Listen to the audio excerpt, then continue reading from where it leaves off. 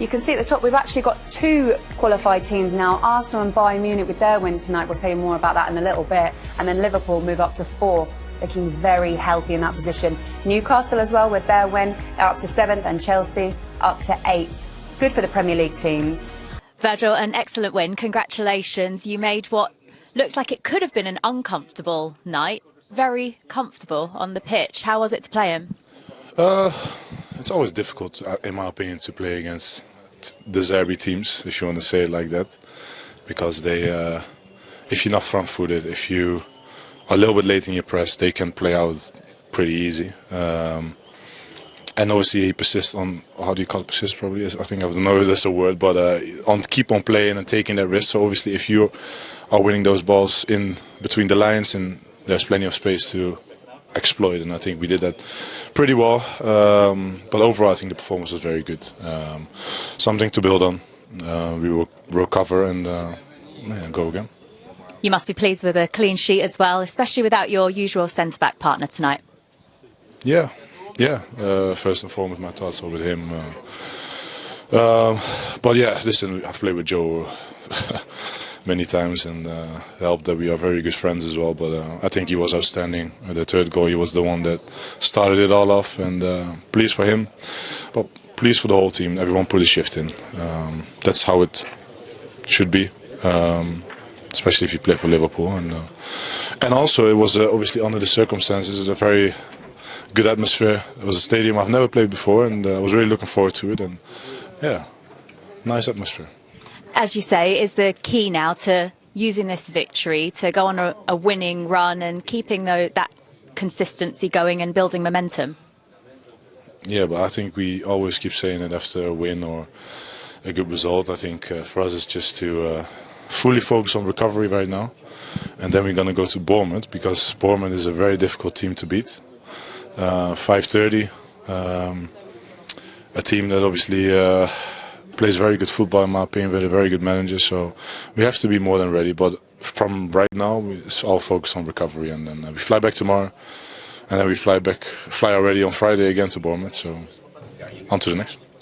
There were reports that you called a team meeting after the Burnley draw? No, I don't know, the ones that put in the media, I don't know. I think it was obviously asked if there will be a meeting after the last game, and obviously there was gonna be a meeting, but obviously I didn't say there was a meeting by me. So I don't know what this misinformation is coming from, but that's how it sometimes go. We just keep going. I was about to say, it looked like it worked. That's not down to me. Well done tonight. Thank you very much. A couple of decibels, if that's the right phrase. And the passion is there. I just wanted to say welcome along to everybody. If you're watching the Golasso show with Nico and Nigel, good to have you with us. Here we are. Welcome Kate, Thierry, in. Jamie and Micah. Yep, that's right, TT, thanks. I wanted to ask you your thoughts on Marseille, because I guess inconsistency is an issue for them. Was this a poorer performance than you had expected from Marseille? Yeah, I thought it was going to be a draw. I thought it was going to be way more difficult for Liverpool, but it wasn't even a match. Liverpool were better than Marseille, apart from, I would say, Greenwood, that was trying to do something. But also, I agree with Jamie in a way. The way Marseille play with De Zerbi, they're too open. That's why the counter looks always good, because they're so open. The centre-back goes forward, right-back goes forward. He has them to play out from the back. They're really open. So that did suit Liverpool a bit more in terms of how quick they went on the counter and how open Marseille were. But in terms of how Marseille started the game, when you're in Europe, and we all played, and you go away, and the team plays against you that first half hard, then it becomes difficult for you. But the way they started, they were not at the races, and Liverpool deserved that. It was an easy game, really. Let's take a look at what this has done to the table, to the Champions League standings at this point. Of course, we know we've got one match day left, match day 8, which is a week today. What's interesting to see, I guess, is 5 Premier League teams that are in that top 8, which is so impressive. Arsenal, Dominating. Liverpool, Tottenham, Newcastle, Chelsea, Micah. Dominating. I mean, the Premier League, that's why it's about winning it. Yeah, of course, I agree. That's all it is. But you've got to have consistency as well, and that's what Premier League teams are doing. Paris were not in that last year. That's a fact. Paris were not in that last year. Theoretically, it should put you in a good position, shouldn't it, moving forward? No, it's about winning it. Paris were not in that last year. Understood. That's a fair point.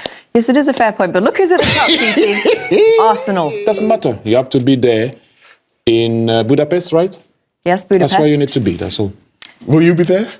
For sure. Okay. That is I'll see you there. I don't need to be in the top 8. Micah, this is your part. Tell everybody at home what they can look forward to in the post. Well, do you want to do it? Because it's Liverpool? Yeah, join us for the post-match. No. I need more energy than that. Oh, join us in the post-match show because I am going to go over the top and big on Liverpool. I think Liverpool have got a really big chance for the Champions League this year, and I don't care about any other team. That's us I'm going to talk about. Jamie, you forgot the best bit. What is it? Table time. Oh, table time. Sorry. With me bad knee. Yes, and it's a secret edition of Table Time. No one's told me what. There's a music request that's been made, but do any of us know what it is, or only Micah? I think after the Senegal win in the AFCON. It's a tribute. Yeah, sort of, with a twist. What's the twist then? I mean, we couldn't get licensed for the proper music, so yeah. So it's kind of So Afro. it's Afro with no beats. You'll like it. Gilbert will sort us out, don't worry. Is your knee going to hold up? I'll be all right. I just dance the Saints for any music. You can just do press ups. For the move that he has, doesn't need his knee. What's the move? I don't know, but it doesn't need his knee. That's for sure. No, you know the move. It's that move. You got to move the hips, though, Jamie. Yeah. You got to move the hips. He said, yeah. I'll move a lot much right, better than Liverpool have won. So big win for Liverpool, 3 massive points, puts them right there, number 4 in that top 8. So good news for them. We were talking before the game about just how special a place Marseille is in terms of the atmosphere at the ground there when you go to play there, and the tifo that we saw in the stands before kickoff was just incredible. Let's take a look at this again. Both, to be fair, the one of the Beatles. Love Beatles. Jamie, and then on the other side they had something else, but like I said, they were ready, the fans were ready, not so much the team. That's on the other side. You could see that it's always the case at Marseille. They always have something ready. Stadium was ready, like I said, but Liverpool won easily. Let's run you through the action then, starting with the first goal for Liverpool, Szoboszlai. The thing I love about this... I thought I got away with it. What's his name? I thought I got away with it. Anyway, chops. go ahead, Jamie. Slobber chops. Right, so the thing I love about this is has actually been, it must have been worked on with the coaching staff must have spotted this with Marseille, that they don't have the draft excluder behind the wall and the jump, which I don't understand why they would do that if you don't have nobody behind you. But that, for Szoboszlai to take a free kick like that, as I said, himself and the coaching staff have spotted something watching Marseille. So credit to not just him for obviously delivering it on at the moment, but the coaching staff as well. But I like this one. This is where I used to find myself. Look at where he receives the ball, Frimpong, or hits the bar. I thought it was going to Frimpong's chance. I thought he was going to go wide to it, but look at this. He hits the bar there. I was like, you find yourself there? No, definitely not there. Oh, wait. Lovely ball from Szoboszlai, Kate. No, I mean, as we said, it was total dominance. I like the layoff of Ekitike there. Jamie, as you mentioned, Kerkez gives the ball back to Wirtz. How do you say it? Wirtz. Florian Wirtz. And then obviously the keeper makes a great save, really, to make sure that they were not going to concede. Yeah, and listen, Ekitiké's been, brilliant all season. He'd probably be disappointed. He's coming away. He's back. My mum's phoning me there. She's back home in France. Hasn't quite been able to get on the score. She was very unlucky. Had lots of efforts. Always looking really dangerous. And it was interesting where he played tonight. Almost like in an inside left position. Anyway, this is the position I was talking about. Yeah. Look at the right. This is what I used to do to players back in the days, Jamie. You've got the clips. Little step to say, drop of the shoulder. And power like that also. Just fantastic. I mean, it's an own goal, but he's played really well in these wide positions. I really like what he's doing here. He just waits. The timing is perfect, and then he's looking for someone in the box. Just comes off. Have you got evidence of that? Oh, for sure. Yeah, for sure. I'll get you it. Don't you worry about that. Arthur, I need you. When at Villa or Man City? No, Man City. Not at Villa. And then Gakpo, Jamie. This is a brilliant goal. The touch from Szoboszlai was fantastic. And Gakpo, He gets a little bit of criticism from Liverpool supporters, Gakpo, but what he does do, he does get goals. You know, every 4 or 5 games he'll pop up with a goal. That's his strengths, and just capped off what Liverpool deserved. A really big victory. Obviously, Mo Salah was back into the team as well. He's back now, getting integrated in as well. And hopefully this, not the start of a run, Liverpool are on a good run, but hopefully this is the start of a run of a few more victories rather than just draws. But the thing that I really liked, or I'm liking, even in this run of late, is that, and we saw it tonight from the 2 fullbacks, Kerkez and Frimpong were really good. The signings are starting to really look like, OK, that's why Liverpool signed. And Wirtz is starting to look like the real deal, like a really classy footballer. Every time he gets the ball, we mentioned that before the game, it feels like every time a Liverpool player's on the ball, they're trying to give it to him. And you can see as soon as he gets the ball, he's got that class. But the 2 fullbacks are starting to really, perform well. Your mum texted you there. Do you want to know what my mum's just said? Yeah, what she said. Oh my God, what a win. Be in the theatre with Angela, just seeing the score made up. She's been in the theatre. Should we find out where she's been, what she wants to watch? What, yeah, please. Someone just text her, we're going to ring her. Get her on the phone. No. Is she in London? No, she'll be in town in Liverpool or something. Liverpool. Yeah, I'll just What's your mum's name? Paula. I'll just say, what did you watch? Give her a ring. No. You've got to ring her. I mean, come on, ring her. Let me ring her. Come on. All right. Let's ring her, Paula. She won't know who Big Meeks is. Where's that coming from? Oh. Hi, James. Hiya, Mum. You're okay? Oh, yeah, I was made up with that women. You made up? Oh, what? Well, I've just seen the score. I said, oh, Angela, 3-0, they've won. I've been in the theatre. What did you go and watch? It was the Scouse play, the Scouse Scrooge, Christmas play. Oh, yeah. But because it was in such popular demand, they extended it because we couldn't get in before Christmas. So we extended it. Does she know she's on TV, Jamie? You probably should tell her that. Oh, Mum, I didn't realise. You know when you phoned me before by accident, so I rang it back. I thought we were off air, but you're actually on TV now in America. You're joking me. Give her the phone, give her the phone. It's loudspeaker. Hiya, Paula, it's Big Meeks. How you doing? Oh, Angela, we're on American TV. Paula, do you know who I am? Micah. Big Meeks to call me. Get away. Oh, I'll feel embarrassed now. You don't need to feel embarrassed. We're Micah Richards and Thierry Henry, Mum, and Kate. Hello, Mummy. How are you? Oh, Thierry, we're having a fun. Thierry! Mommy! Say hello, Ange. Hello, Ange. You're right. I'm Mika. Hello, Mika. Oh, hello. How are you? Oh, we've had a ball. Oh, I'm awful sorry, James. I'll put the phone down. Oh, have you had a couple of bevies? A couple, like. Mum, just say, good night, America. Good night, America. All right, Mummy. Bye-bye. All right, see you later. Ta-ra. Oh, my God. Oh, that might be one of my favourite moments we've had. I know we've had your daughter, you've had your mum. What about your dad? Oh, he's next. He's Get your dad on this. He'll be getting left. He'll be feeling left out. Nice interview there with Jules Breach, Virgil van Dijk. 350th game for him. Look, games aside, it's an important win. He was saying that everyone put in a shift there. We always talk about momentum, don't we, after wins, especially with Liverpool so far this season. But the most important thing for them at the moment is fourth in the table. Feels very healthy for them. Yeah, big pressure on them tonight. Going away to Marseille. I expected more from Marseille. I thought they were bang average from start to finish. I think De Zerbi will be really disappointed in his team, especially the goals they've conceded were really poor, which we'll come to later. But the pressure was on Liverpool to go here and win well. We questioned them at the weekend, not killing teams off. A lot of chances on goal and not being ruthless and relentless. He was tonight, and they defended ever so well. So a lot of positives from a Liverpool point of view. What did you think of it overall, Joe? Yeah, I agree with what Stevie said there. You know, it was a difficult night. They dealt with the atmosphere well. They didn't let it overawe them, and they built into the game. And the big moments they won. You know, there's no getting away. Marseille did have a few chances.